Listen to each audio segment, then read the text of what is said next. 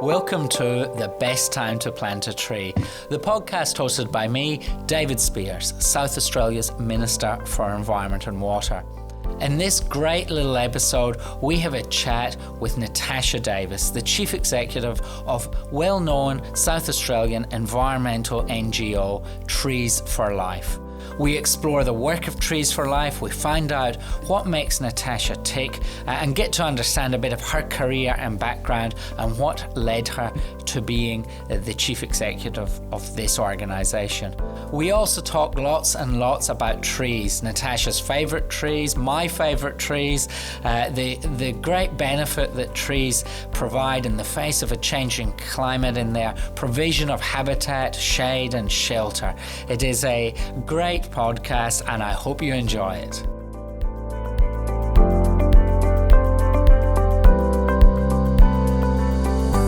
Hello and welcome to the second edition of The Best Time to Plant a Tree, the podcast that I'm recording, David Spears, the South Australian Environment Minister, as a way of getting to know a bit more about some of the people in South Australia and in some cases further afield who are working hard to protect South Australia's natural environment. And today my special guest is Natasha Davis, the Chief Executive of Trees for Life, a really well-known and impactful organisation, environmental NGO here in South Australia. It's been an organisation that has been around for nearly 4 decades. It's very well known as an organisation working in practical environmentalism, getting trees into the ground and teaching people and communities about the importance of trees, the difference they can make to the well-being of our communities, but of course the habitat that they create and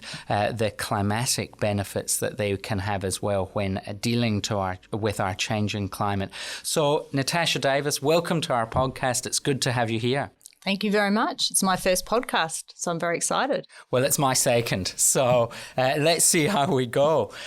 Natasha, you've had a really interesting career and really centred around environmentalism and doing your best for our natural environment. But I actually want to go off on a bit of a tangent to start with, because you actually grew up in a political family. And, you know, I'm maybe the state's environment minister, but I am a politician, and politics is obviously just by its very nature of my role, a big part of my life. So tell us a little bit about your childhood and growing up with politics being a real dominating feature of life.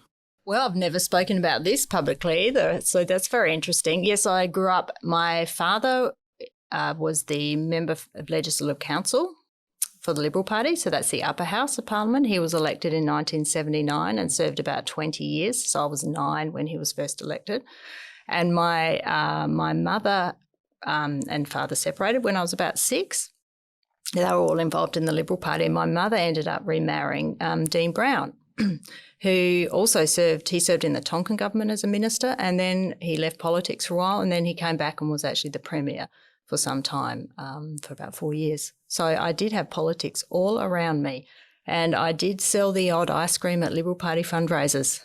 You've probably been to as many Liberal Party fundraisers as me. I try to avoid them these days, but as I'm sure you do as well. But that must have been, firstly, being quite an incredible experience, being at the ringside of history in some respects, with your stepdad being the state's premier and your dad being obviously heavily involved in policy development and his role in the Legislative Council.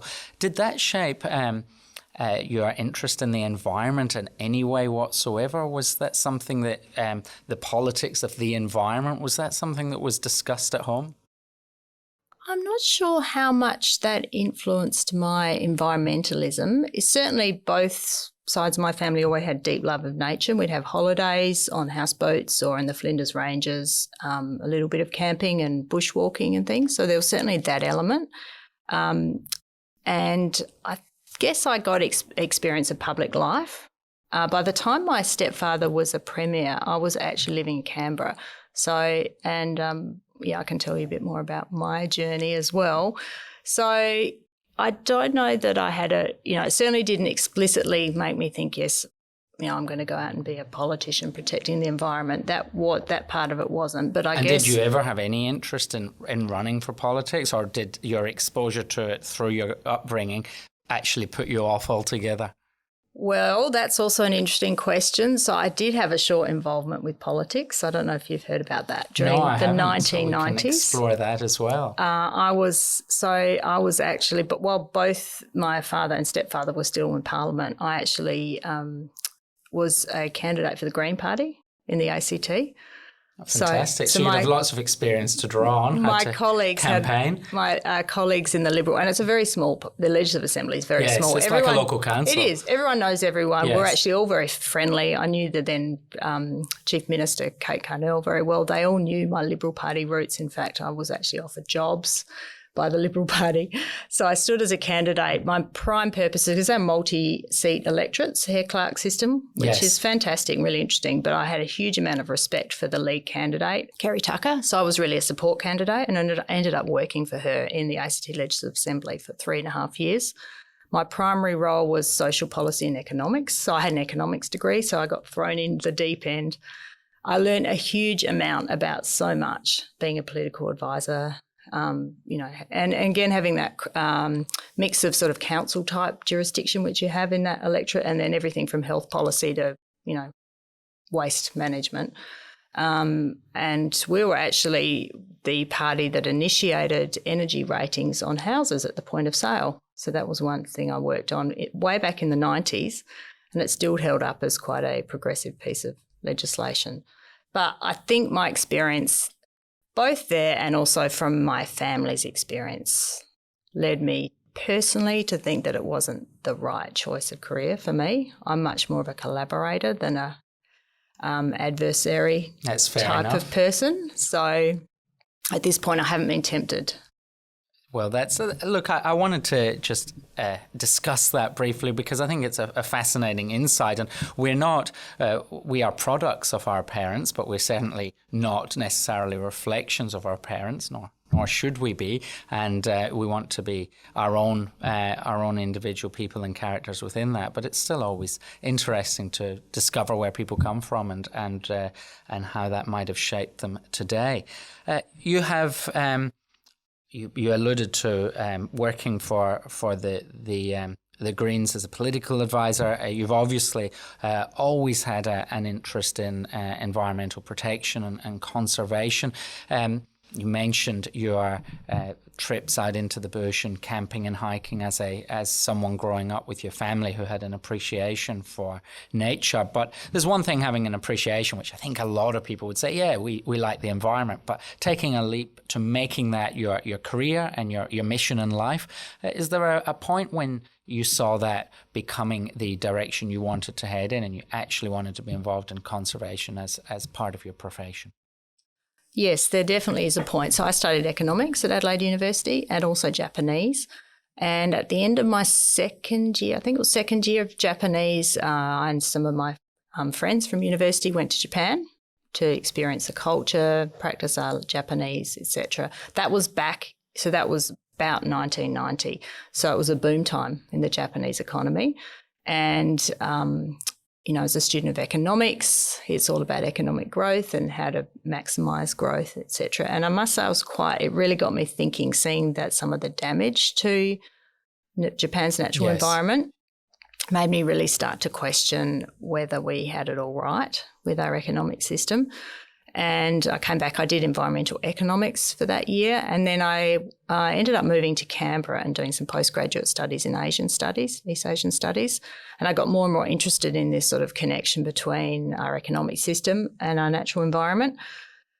And at one point I had a PhD scholarship and I was studying the impact of the pulp and paper industry in Japan on forestry all around the world, including Australia's forests.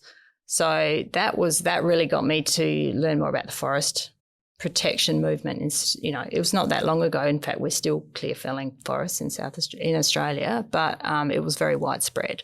So I was trying to unpack, I guess, the social and economic drivers that were impacting on our natural environment. And a book that really influenced me was by a woman called Marilyn Waring. She was a politician in New Zealand. I think she was a goat farmer, and believe she was an independent, but she wrote a book called Counting for Nothing. And it's all about GDP and what it does measure. It's a tool like any tool, but what it doesn't measure and all the bad things, if you like, that count towards our economic growth, and how a lot of the things that are unpaid and valuable don't contribute. So that really got me thinking a lot about our economic system.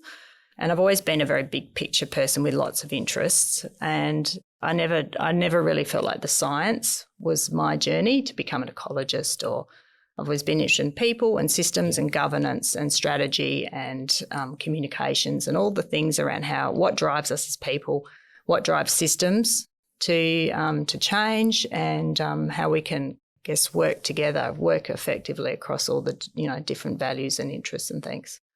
So you were obviously really challenged by that that juxtaposition of economic growth versus conservation, and I think that's still a real challenge today, but particularly during those boom times in the 80s and 90s, that was there was a real tension there, which I hope we have gone some way to overcoming. I don't think we have gotten there yet, but have you seen a change in terms of the way we now balance the economy and conservation? And I'm thinking particularly in the climate change space, where a state like South Australia has decoupled economic growth and carbon reduction. It was often thought, even as little as 7 or 8 years ago, you couldn't actually reduce carbon emissions without having a really negative impact on our environment. But we are actually seeing South Australia has all the stats show that we have decoupled. Emissions are falling, and the trajectory there is really good, while the economy has continued to grow more or less uninhibited, apart from our recent dip around the COVID-19 situation. So do you think we are getting better at this? In some areas, yes. And I think because in climate change, particularly around renewable energy, and hopefully we'll see more around that in transport, there is an economic driver and a benefit. You can actually shift. It's not an either or. I think in other areas where there's actually a conflict, we haven't found ways to resolve that. The population growth, the growth of cities, absolutely. And things like that. That's definitely still a problem. Nature conservation, biodiversity, I hope, is the next thing that gets on the agenda, like climate, that we actually realise that we're destroying the fabric of our planet in many, many ways. So I still believe the economic system has a long way to go to actually value this, recognise that we operate in a framework of a limited, limited resources. We have to work in that framework. So we have to understand that, we don't have finite amount of soil, water, land, all those things. So I think there's there's great people who are working on these today, and I think it's going to be a really exciting century, because we do have to. It comes down to me a lot about how we connect with nature and with each other too. So I think if we personally start to understand that we're just another animal on this planet, and that we're part of, our systems have to work in balance with all the other systems. And this is why I see, trees are a great connection, because people can just personally have that almost personal connection with a tree and understand it. And then I think once we start to see that we're just part of this amazing big planet, hopefully some of our governance and economic systems will follow. I think the COVID-19 catastrophe, you could describe it as, certainly the global pandemic has refocused people on nature. And aside from the climate debate and climate change policy, I think our great opportunity out of COVID-19, and I often talk about silver linings, we have seen a lot more people want to spend more time in nature. We've seen people held in South Australia in a way they haven't been in the past, in a constrained way. We haven't been easily able to travel interstate, and certainly not overseas. So we've seen a real turning back to nature. As Environment Minister, I've witnessed this surge of people visiting our national parks, something that I am hugely supportive of, because our parks are places that tend to have structure and there's structured campsites, walking trails, things like that. So they can take more people with reasonable success and without a huge amount of further investment by government. And not only that, we can do that in a way that doesn't tend to impact too much in the environment, although we've got to keep an eye on that. But with this big surge of people getting back back to nature. I think we're probably, or hopefully, my fingers are crossed for this, we're seeing that much greater appreciation and perhaps, and I hope that will trigger more value and more love for biodiversity and conservation and the great outdoors, and consequently more care for it and a demand for more care. We've seen in a political sense lots of demand for climate action. And in South Australia, climate change policy is pretty much bipartisan. There'll always be little differences here and there, but the trajectory and the policy framework has been fairly seamless between the two main political parties. I'm hoping we then head towards that from a biodiversity conservation point of view as well. Yes, I totally agree. I think that's where we need to be. It's not just like climate, it's really not a question of ideology or who's better at what. If we can all agree that we need, to fundamentally have good policies and investment from both public and private sector in protecting our natural capital, then that's great. And we've all got something to contribute. All parts of the government, private sector, community sector. And I think this really is the time, let's grab hold of that silver lining, more people's interest, more people here staying in South Australia, travelling into the regions, seeing the diversity of our landscape and the beauty of our wildlife and realising, hey, this is worth protecting. I didn't even know it was here. Absolutely. Yep. So moving on to your career with Trees for Life, how did that begin? Well, very much like a lot of people start with Trees for Life, we were volunteer growers. When my son was born in 2008, we were actually given a Trees for Life membership as a birth present, which was a great, wonderful gift. I've done that myself since. Yeah, that's someone, our listeners, whoever they are, might want to put that down in their list of potential presents. It was a lovely gift. And I, of course, knew about Trees for Life. I'd worked in conservation in South Australia for about 10 years. I'd been in South Australia back at that point. But we started volunteer growing in our backyard. And then I was just reading the newsletter at home one day while I was probably breastfeeding my daughter in 2010, and they were calling for board members. So I put up my hand to become a board member, as I thought I'd like to contribute to give back to the NGO community in some way, and I thought maybe I'd have something to offer. So I was on the board till 2015, and then I've been CEO since then, so coming up for 6 years. So fantastic journey. I just feel so privileged to have this job because it's such an amazing organisation. We do turn 40 this year, so it's a chance to reflect on the journey we've been, celebrate, acknowledge the amazing foresight and vision and tenacity of those people that started up Trees for Life, which 1981, I mean, you weren't thought of at that point. No, I wasn't. But I was nearly a teenager. So, it shows how the environment movement is still quite new in our country. So we're still learning so much about the ecology of our land, but also how we can, what are the mechanisms we need to protect it. What does Trees for Life do? Tell us about the model. How does it work? Lots of things. So the thing that we are well known for is people growing trees in their backyards and then being distributed to landholders all across the state.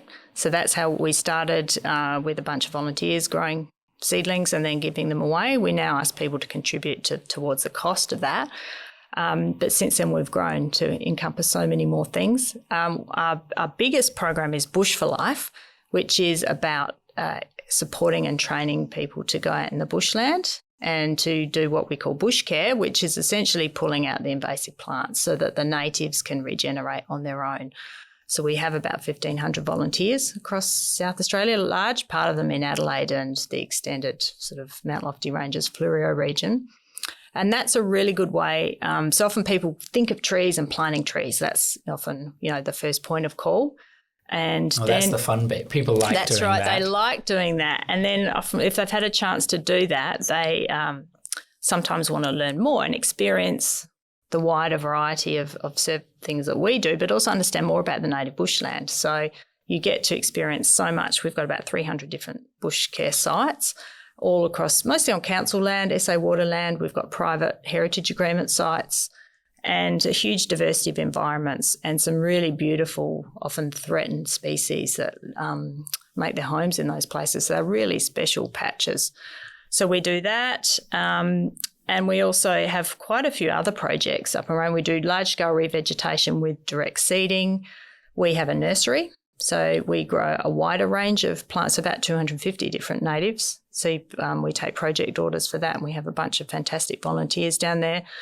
We've also been moving a bit more into the wellbeing space, so understanding that huge role that nature has in our mental, physical well-being. We've got some programs that are about helping people who might be experiencing mental illness to spend time in nature to help their recovery and well-being.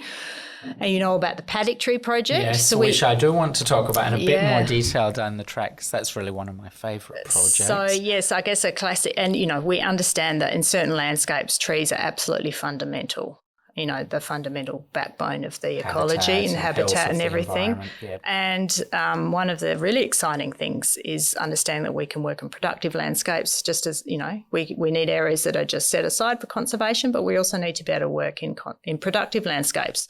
Because most of the landscape is, and really always will be for the foreseeable future, productive. And exactly. It needs to be. That's right. And I often talk about the fact that food and fibre production is right at the top of South Australia's economic output. We need it. It is what our state's all about. So we do need to firstly accept that from a conservation point of view and say, well, if we are going to be handing over large areas of land to productive use, as we will and are, how can we make that as sensitive or as less impactful on the environment as possible? And that we should jump into the paddock tree program at this stage, because it's a real flagship program which has received a fair bit of government funding in recent times in a couple of tranches. It's a program that I think, you know, gets landowners on side, but is restoring those big healthy trees that stand watch across the landscape and have been a bit unpopular amongst farmers in the past because they stop centre pivots from going round in a big circle. They get in the way of crop production. They can be a bit of a hassle, some farmers think. But your paddock tree program has sought to change that, hasn't it? Can you tell us a bit more about that? Yeah, so the paddock tree program has been running probably 5 or 6 years now. There have been lots of different paddock tree initiatives over the years, but this one's very much designed. We designed it in partnership with Department for Environment and Water staff, and particularly like to mention Andrew West and Randall Johnson, who are really fundamental in their vision for this project, and wanted to work in partnership with an NGO, recognising the great connections that we have with landholders. So there's a lot of science underpinning this need for more trees in that particular landscape, the drier parts of the Mount Lofty Ranges, which is typically grazing country these days. So there aren't so many of those clashes around land use there and trees. And with what we often see in all sorts of landscapes now is the young trees aren't growing up. Recruiting is the word they use, because they're getting grazed. Yeah, not only by cattle and sheep, but also by overabundant kangaroos. Yeah, that's right. So we need to protect these trees when we get them into the ground. Exactly. So it's not just a matter of putting a tree in and leaving it there, hoping for the best, because a lot of that can happen. So they're really well protected, a really heavy duty guard. So actually, you know, there's more investment in the guard than the tree. The tree's, relatively low cost to produce. And then each tree is mapped. They're all placed, in consultation with the landholder, but the design of the planting is very much to maximise the benefit for the woodland birds. And we know that the woodland bird numbers are really declining. You know, it's one of the great tragedies, I think, that we're losing. You know, species are falling out of our ecosystems of beautiful birds like robins and firetails and those other things. They need us. We need to be thinking 50 years ahead, which is why we need to... these trees to feed, for nesting, but also for safety, yes. and getting a fairly small jump or flight from tree to tree so that the hawks and the falcons and things don't grab them. And they're critical for that safety, that connected landscape that the birds can sort of hop yes. from tree to tree to tree. And they can manage a bit of a distance, but they can't manage a couple of kilometres without trees. Absolutely, yeah. So, again, all the different abundant... it's like a tree is almost like a refrigerator for nature too. It's all the different services that they provide and all the beneficial insects and the helps with the healthy soil and, of course, shade for stock, which is why a lot of the landholders are really happy. So they've been very excited about this project. And we go back and water the trees. We replace them if they need to. Some did get burnt in the Cuddly Creek fire, but actually a very small proportion needed replacement. A lot of them had grown enough to be able to recover from the fire. And we were able to use that fire to actually grab hold of some funding opportunities to expand the program as a benefit from the fire as well, because we're trying to restore that environment as best we can. Obviously, some of the paddock trees that were burnt because of their age and the intensity of that fire, they won't recover. So we've had this opportunity to expand the program through the area I described, sort of the back of the Mount Lofty ranges. Yes, that's right. Yeah, so it's very exciting, and it is wonderful to be able to work, across so many years. Often, as you know, environmental funding often is short, so it's great to have that longevity of funding. It's great to be able to work on private land. It's great to be able to work partnership with government and NGOs and these private landholders. Yeah, it's a really exciting project. It is, and I think it just is a good symbol of the sort of practical work that Trees for Life does. There's different roles for different NGOs and environmental NGOs in particular. Some are purely advocacy groups, and Trees for Life has an advocacy and educational role as well, but you're very much about the practical as well, growing the trees in the backyard volunteers, getting them out onto the ground, following up, watering them, making sure that if they do die, and of course some trees do along the way, but they get replaced, and getting that practical outcome. And once you, from my experience, and as you know, I've been involved in environmental work long before I was the Minister for Environment in South Australia. Once you get a tree going, it goes quite quickly. And you can actually see transformation in the space of just a few years. I think down to the Glenthorne National Park project in my electorate. And we planted some trees, the first big round of trees went in there in August, September, and they have now grown to about 0.5 metre in height. I think it's incredibly satisfying for volunteers and people in roles like ours to see how quickly, if you give the environment that bit of a helping hand, it'll leave you behind quite quickly in a very positive way. Yeah, then they'll be here when we're long gone too. Yeah, I love talking to volunteers, and they often talk about when they've grown the seedlings and how it's like giving up their babies, but then they can drive by and see where they've been planted or visit the farm they've been planted, and they just get so much out of it. It's just that, again, it's the connection, and that's something I've really learned over the years. It's like facts and figures don't inspire people. It's the experience that it inspires people, and if you can't have the experience, that's telling the stories, the real heartfelt stories about how people have made a difference, and the passion and energy and joy that people come. And I guess if people stick with it for a couple of decades, they'll get to the point where those trees that they've planted actually have nests in them and things like that. And I think for me, that would be incredibly satisfying to think, not only is it a place for birds to feed and gather from, but actually somewhere that these animals can and birds can call home. I was a founding member of Friends of the Lower Field River down at the southern part of Hallett Cove, and that was really how I got into on-ground environmental work. Founded a friends group back when I was 21, and that's 15 years ago now, and we've done pulled out a lot of olives, a lot of ash trees, a lot of castor oil plants, but also gotten hundreds and hundreds of trees into the ground. And after 15 years, those are towering way above my head. And we've actually, I mentioned that project because not only is it incredibly satisfying and encouraging for volunteers, but also in more recent times, we've formed a partnership with Trees for Life through the Bush for Life program, essentially handed over coordination from the Friends group to Bush for Life, and that has been incredibly useful for us. We've now got a volunteer coordinator through your organisation, Tricia, and she connects with the volunteers. It's really giving us sustainability, and it really all happens in the smell of an oily rag as well, supported by Marion Council in that case. So I've got first-hand experience of how good a program like that can be. Yeah, and we're lucky in South Australia. We have so many friends groups, both on park and off park, who, really roll up their sleeves. They love getting out there, and it's great for the local communities who can see someone. I met a new seed bank volunteer we had this week. I was parking my bike early yesterday morning, and he said, "Oh, and what do you do?" And I said, "Oh, I'm the CEO." And we got chatting, and he said, "Oh, people really think a lot of Trees for Life. I just walk my dog around Mitcham, and I hear people saying, 'Oh, Trees for Life have done great work over there.'" So I think that's really satisfying. Especially at this time when there is a lot of negativity out in the news and things, we all need something to be hopeful about. If someone wants to become a volunteer and do that growing at home, do they get a bit of support? Because I know some people struggle to keep houseplants alive, never mind native gum tree or something like that. Do they get a bit of support, training, advice? And what does being a volunteer who grow those from seed or small trees at home, what does that look like? Yeah, we certainly provide support. So we have training workshops that we offer, so you can register and come and actually do a hands-on workshop, which we really encourage first-time growers to do.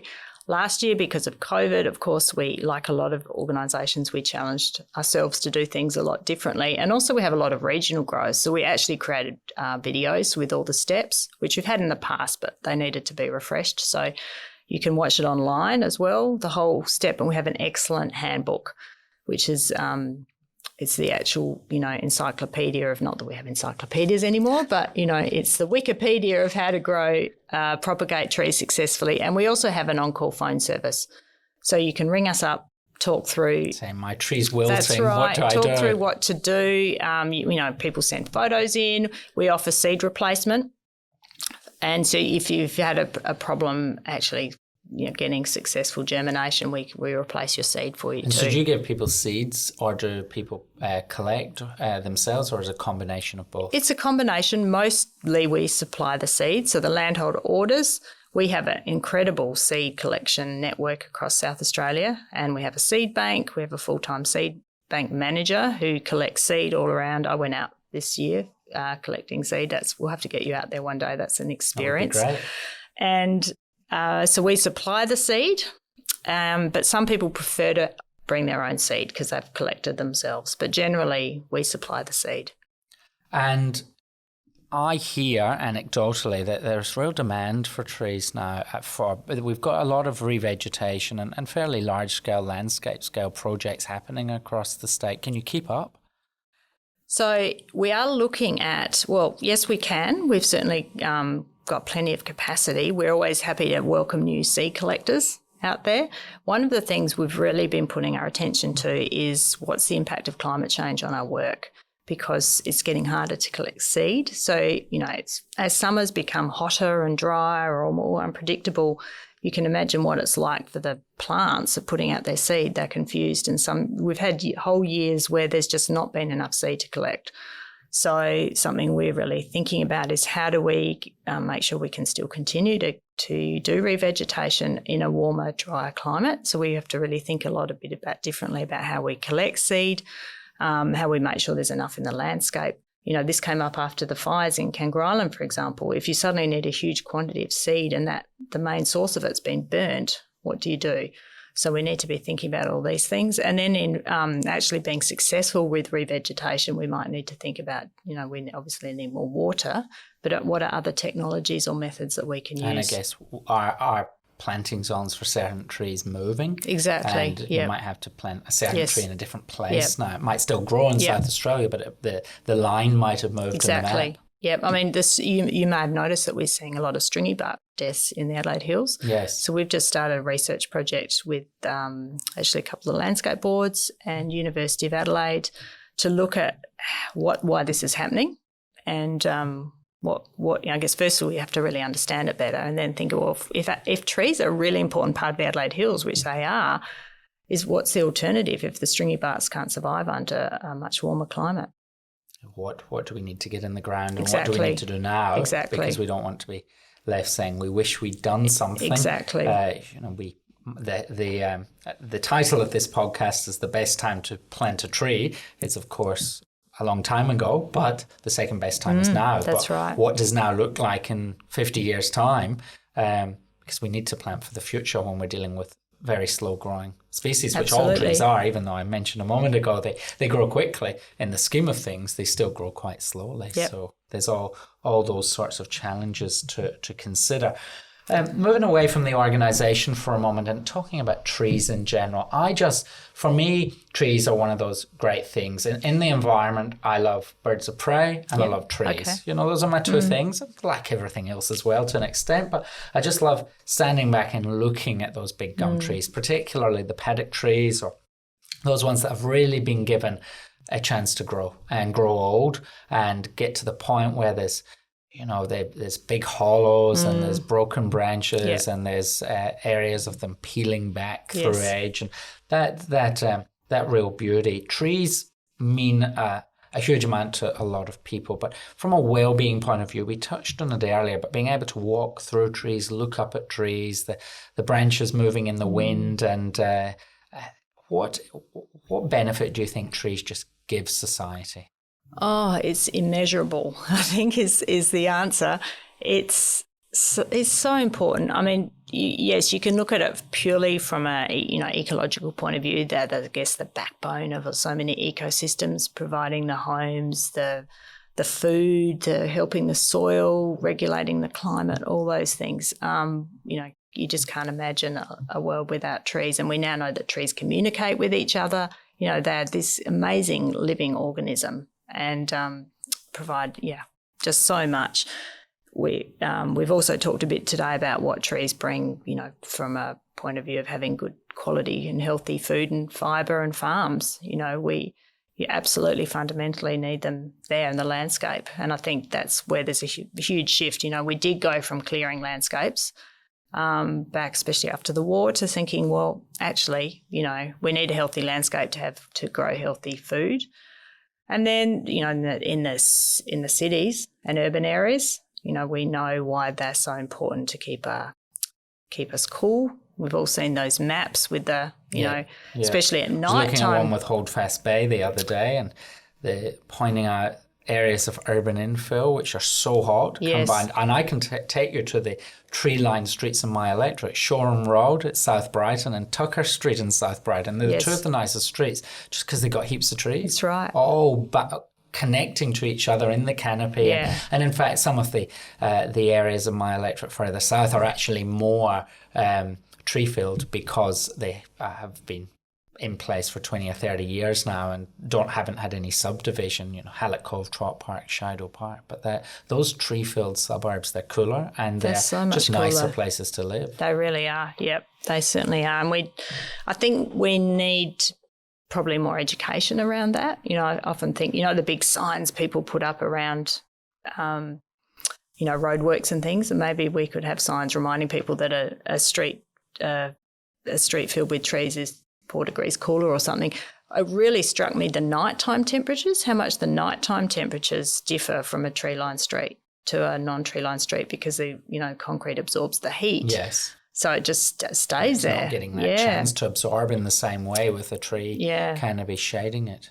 But I agree with you. It's just that there's something that you just can't quantify, the untangible aspect. I guess that's why so many Aboriginal cultures have so many stories around nature and trees, and it's that the part of our being that wants to be connected with nature and just sit and look at the beauty and, see this thing that's so much bigger than us, and the diversity of the leaves and the hollows and the noises. And, you say it's just a feast for the senses sitting to admire a tree. And then watching the joy of kids play in trees and, all the things they bring us. I mean, I'm very passionate about it, as you are.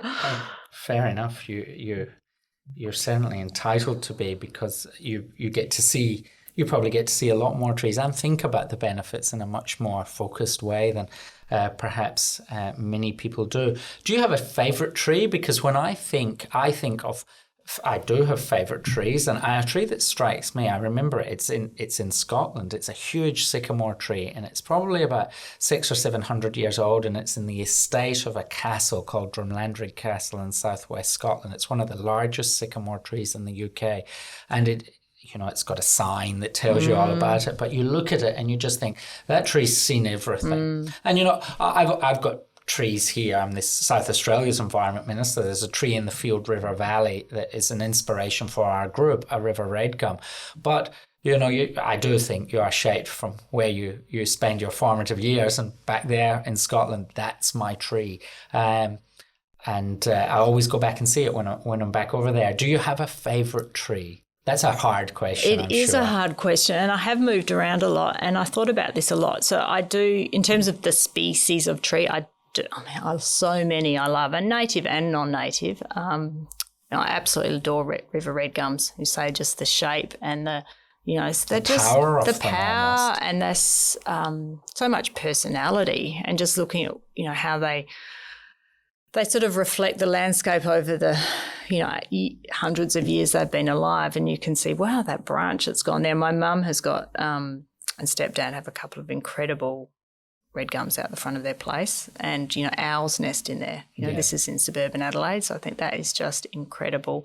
I really do love the fig trees at the Botanic Park. There's something that's just that avenue of figs that will cut right through the park. Yeah. And then when you just sort of lie out in the Botanic Park, and there's just being, totally immersed by this enormous tree with those roots, and you just feel like you can sort of cozy up there and go to sleep. So that I guess two things that totally inspire me. But I mean, there are so many trees that are different. I was really struck by the boab trees when I was in Northern Australia, and I did a little photo series of all the different, the grandma tree and the grandpa tree, and I've never seen one in real life. Yeah, they're just amazing, and some of them are massive, but they really, the personalities they carry. So, and then fruit trees are wonderful too. It's nothing like having a fruit tree in your garden and being able to go and pick a fresh fig or orange or peach. Yeah, or a feeling of productivity. That's right. Yeah, so many gifts from trees. I was hiking down into an almost inaccessible part of the Field River Valley behind Glenthorne and behind the suburb of Trott Park in my electorate, really looking at environmental restoration potential down there, and came across a huge Moreton Bay fig, which who knows how it got there, but it was in equivalent condition to the ones in the Botanic Gardens. And I thought, how did this get here? Not supposed to be there in a sense of providence, but still playing a great role. And that does bring me to a question, because there is this bit of a wrestle, native versus introduced, and there's lots of European trees here, and we know they can provide particular problems, but from a carbon sequestration point of view and a cooling point of view, a tree's a tree, really. Not, I'm being very generalist in that statement, but we still get lots and lots of benefits from tree-lined streets where the trees are European. Now, I don't, because they give me the worst hay fever, so I always want to see natives, and that's why I'm glad we're mostly natives down by the beach in the part of the city I live. But what do you think of the debate, European versus native? Oh, I think there's definitely a role for European. There are probably some members of Trees for Life who disagree with me, and that's fine. But especially around, allowing sunlight in, if you've got a northern window, it's fantastic to have the winter warmth and then the summer shading. We've planted vines outside on a pergola for that purpose in our living space. So, there's all these functional things as well as the beauty and all the other benefits of trees. So, yeah, especially in an urban setting, I mean, obviously you have to have the right tree in the right place, I think. So you wouldn't be planting a sycamore out in a paddock. No, correct. Wouldn't be part of your paddock tree program, but there clearly is a general benefit of a tree, regardless of the tree, or the tree species. Now, just before we get into our quick fire questions, just one final question, because you've been involved in the world of environmental NGOs for most of your career. There's a lot of them around. I've actually only worked for an NGO at Trees for Life. So I haven't actually worked for an NGO before, so this is a new experience. So I was consulting before that, so I was part of a business, sustainable. But you've been associated with them, so you've been had an involvement. That's right, I have had involvement, and then I worked for a catchment water management board. Okay, so for a number of years too. That would have had a often direct impact and partnerships with NGOs. That's right. Yep. And there are a lot of them around, and they are one thing that I've seen, I think, get better in even my 3 years as a minister is the partnerships between different NGOs and the private sector as well, but NGOs coming together to present a united front, whether that be on an advocacy matter or whether it be on project-based approach to environmental restoration. Do you think that's an area that is getting better? We're seeing a bit, while particular NGOs might have a focus, yours is trees, others look at different things, but do you think they're singing from the same sheet a little bit more? I think South Australia actually has a good track record of coordinating well. The larger NGOs have been communicating, collaborating for many, many years. Perhaps some, we've certainly perhaps put a bit more resourcing and time and effort into that. I mean, people sometimes say, well, why do we have so many NGOs? And I was like, well, why do you have so many pizza restaurants or yes, I mean, or tourism operators, or it's a little like, we're not all going to solve the same one problem. We need diversity. Provide a different service to different groups of people and different aspects of the environment. And the other great thing is we're offering great employment to people. I think, we're actually a really important employer to the nature conservation sector, and I'm really keen to see that start to come into the debate a bit more. So I think we do really well on very limited resources in the NGO sector because all the coordination, collaboration, et cetera, is sort of all on top of our day-to-day business of, keeping things running smoothly. So, I think we're really lucky to have the NGOs we do in South Australia. And I will just say, while Trees for Life is all about, obviously trees are part of our iconic thing, we also emphasise the diversity that you need in a healthy ecosystem. So it's not just about trees, it's about healthy water, healthy coasts, and and the wildlife, shrubs and understory and all the other parts of the planting too. And the understory is as important. It is, if not more important, because that's where the animals forage. It's where protection occurs. That thick bushy understory is so critical. And with the big restoration project, to come back to Glenthorne, we're trying to recreate a grassy open woodland there with big trees scattered across the landscape, but with really dense bushy understories of where your little native critters or birds can get deep into and hide away from predators, and of course then fill in the gaps with native grasses as well. Absolutely. And so it isn't just about trees, although people do feel, I think, a much greater connection to those trees, as we've discussed, than maybe a native grass, and even though they are important. It's a great entry point too, because you can start with where people are at and then, introduce them to the enormous diversity we have of native plants. Yeah, definitely, and say, what about this? And again, to come back to Glenthorne, it's an urban national park. It's not necessarily going to be a biodiversity hotspot, but it's a great entry point to say, well, come and love this national park, but then look at the other 355 across the state and work out what they've got to offer and how you can engage there as well. Absolutely. And, the idea of us being a national park city is very exciting. Really exciting. And we can all play a role in, being rangers in our own homes and streets. I love that idea. And the majority of open space in our city is not, and never will be, I hope, our parks. It is backyards and front yards. And if you extend it a little further, median strips and maybe the little pocket park around the corner. And that's where this concept of a national park city that I've been exploring for the last couple of years. And London is the world's first national park city, but it really is what's happening in the backyards. Are you planting? You might only be able to fit some native grasses and a few shrubs in a backyard, or maybe you can fit a few trees, but getting the butterflies, the insects and the birds in there. And, if we get our backyards working really well for the environment, we're well ahead of where we were.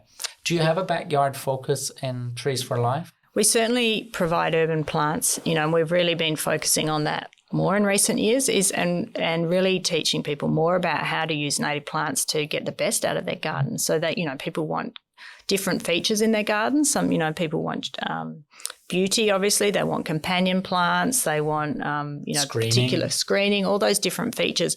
And I don't think we've grown up, we still have a very European or, increasingly Asian and other parts, but we don't have a culture growing up with your mum, learning about the natives. It's more about how to tip the roses and things. So I think we've been putting a lot more effort into educating people about how to be successful with native gardens. You can hack in and prune them. You can, create beautiful cluster plantings and achieve all the other things you can with non-native. So that's been a big focus of work. Really encourage our listeners to jump onto our Facebook page, because we run every Wednesday something called Weedy Wednesday, and every Friday something called Floral Friday, where we just feature a native plant. And we have a garden sale every year. So we grow plants specifically for people's gardens, and you can come along and we give a lot of good advice on how to get the most out of your garden.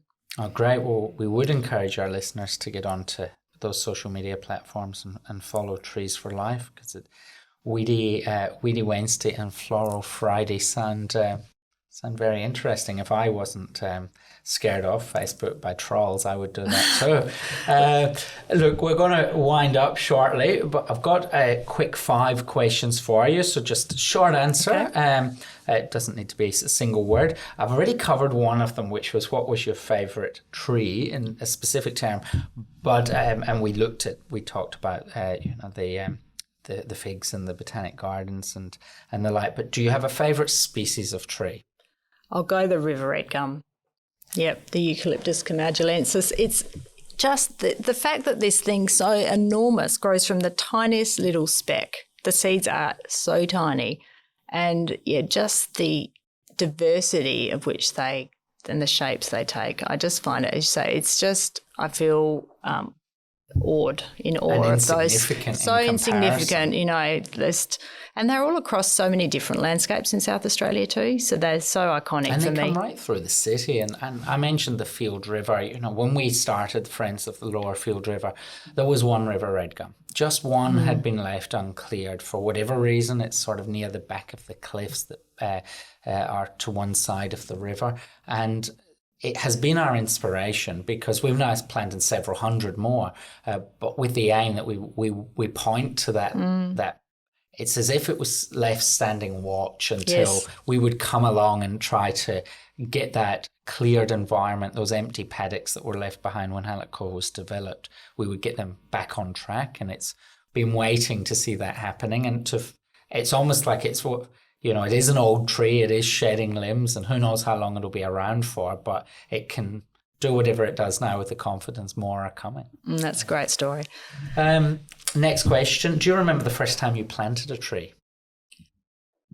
Yes, I can. My memory's not great, so it probably wasn't the first tree. And I remember we certainly planted fruit trees in gardens, but we had a very large old pine tree in the front yard of my mum and stepdad's place, and they decided to cut it down. And I was this was my first serious activism. I wanted to chain myself to that tree. But they replaced it with a silky oak, which is, I think it's a Queensland or New South Wales species, but they're beautiful trees. Anyway, so we planted that, and it's still there, and it's a fabulous tree. So we have 356 national parks, conservation parks, wilderness areas in the state. We're very fortunate. 21% of the state is in the park system. Do you have a favourite? Oh, again, I love so many different South Australian landscapes. Deep Creek is a great favourite of mine. That's my favourite. And I had an overnight bushwalk there with a very big walk. The views you get and the wildflowers were out, and it was beautiful. But I also love the arid parts of the state too. So it's way up into the far north of the state. And I'm hoping to do a bit more exploring up in the Gammons this year. But the Flinders, that's just and they've had a lot of rain in the past 6 months, so they're probably looking about the best they would do, or they will be soon. As that rain starts to really make an impact. Some of those areas out of the pastoral countries been very fortunate. Yes, with the absolutely. rain. Really needed it. It did. Yeah. I was up there in August and it was looking pretty bad. Yeah. But since then, it's had 3 or 4 significant rain events, and hopefully I hear there's been a transformation in certain areas. So, good luck with exploring up there. Another question: favorite person to take a walk in nature with? I have to say my family. So Ben and my 2 kids, Miles and Phoebe. I love spending time in nature with the family, and Miles and Ben are both big bird watchers. I love my birds, but I'm not very good with them. But my son's been a big bird watcher from a young age, so my daughter loves building cubbies, so she'll go off and find the sticks and make a cubby and things. So yeah, there's always a lot of joy in family bushwalks when we're not arguing, of course. Yeah, of course. And final from our quick 5, name the South Australian who you believe has had the biggest impact on our natural environment. I cannot answer that question because there are so many. And I'm just going to say it's all the volunteers who do so much for our environment, because, think about we'll remember this year again the people who founded Trees for Life. Who did found Trees for Life? There were many, many people founding partners. Lolo Hubin, who you may have heard of, she's written a book called One Square Patch, so a vegetable garden book, and her partner Bird Dodd. They were certainly recognised as part of the founding movement. At our 30th anniversary, we celebrated all the founding founders, if you like, foundation members of Trees for Life. There are about 200 of them. And there was no funding in those days. They just got off and did in their backyards, and that was so inspiring. And their vision was just, look, South Australia's been so heavily cleared. We need to get trees back in the landscape. Good answer. Our volunteers are so important, and you can't rely on government all the time. With this, I'm very pleased we've stabilised the environment budget, but we need as many volunteers with the understanding, the knowledge, and the passion for our environment as we can. We can never have enough. Absolutely. Final question. The podcast that we're recording today is called The Best Time to Plant a Tree. Can you share one thing that people can do for our natural environment today that will make a tangible difference now, but also heading into the future? There are a lot of things we can all do, in your personal life. So we've talked about native gardening, we've talked about volunteering, we've talked about joining community groups, and being part of a movement for change. So I think it's about finding your passion and where you can, make a contribution in your own life, but I'm a big believer that we can all contribute beyond our own lives and families to benefit our community around us. So find the thing you're passionate about that you feel, could be the environment, but it could be. I remember hearing someone talk about climate change and sort of the challenges that we're going to face, and saying everything you do to make your community stronger is actually a climate change action, because you're, strengthening communities' connections, and getting to know our neighbours and helping people who are less well off than us. I think all those things make a difference. So, I think there's so much. Well, thank you, Natasha Davis, Chief Executive of Trees for Life. It's been great having you today. And again, for those who want to find out a bit more about Trees for Life, get on those social media platforms and explore what this great little organisation has to offer. Natasha, thanks for joining us. Thank you, David.